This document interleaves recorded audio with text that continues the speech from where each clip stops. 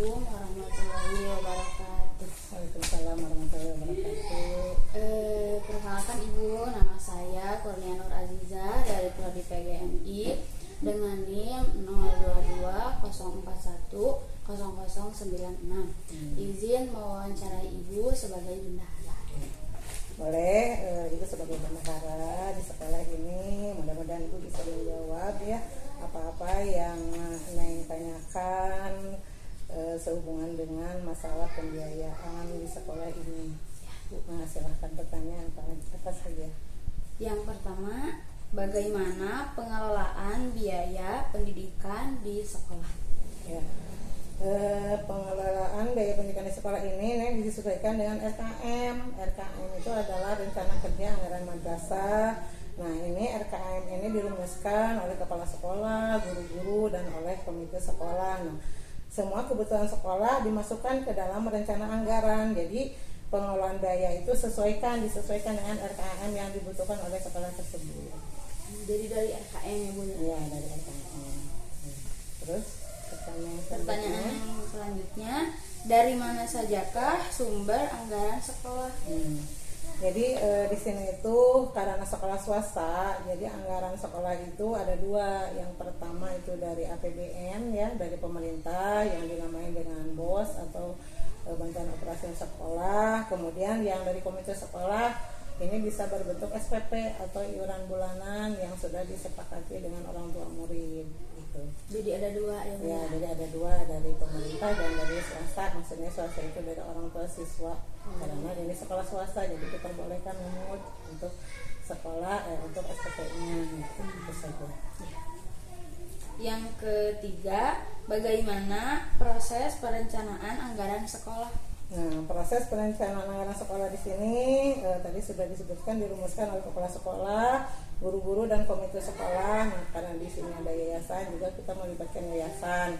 Misalnya hal-hal yang yang dibutuhkan oleh sekolah ya, berhubungan dengan sarana, berhubungan dengan guru, dengan infak guru dan lain-lain itu dibicarakan bersama dulu, kemudian baru dirumuskan RKM. Jadi dirumuskan bersama dulu, itu baru dirancang baru dirancang atau dibuat rencana kegiatan anggaran madrasahnya bersama-sama. Baru nanti kita merealisasikannya.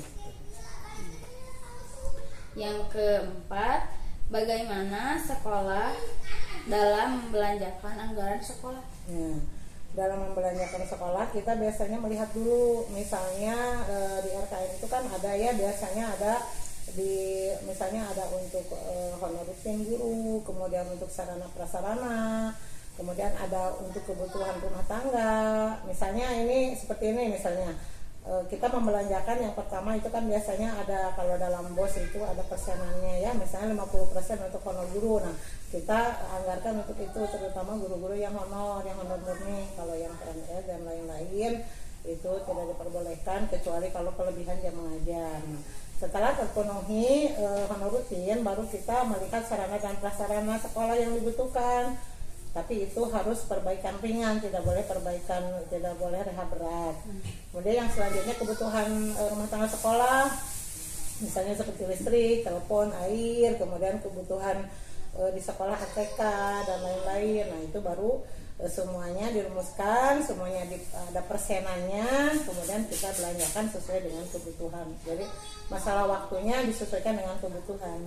Kecuali untuk honor itu biasanya rutin setiap bulan dikeluarkan. Yang selanjutnya, apa sajakah faktor penghambat dan pendukung dalam pengelolaan biaya pendidikan di sekolah? Kalau penghambat itu biasanya lebih ke, misalnya kalau dana BOS ya, biasanya telat cairnya untuk awal-awal tahun anggaran. Biasanya bulan, misalnya dari Januari, Februari, Maret itu biasanya telat. Maret atau April baru keluar, baru cair. Akhirnya kan kita harus mempunyai dana talang. Nah, itu penghambatnya.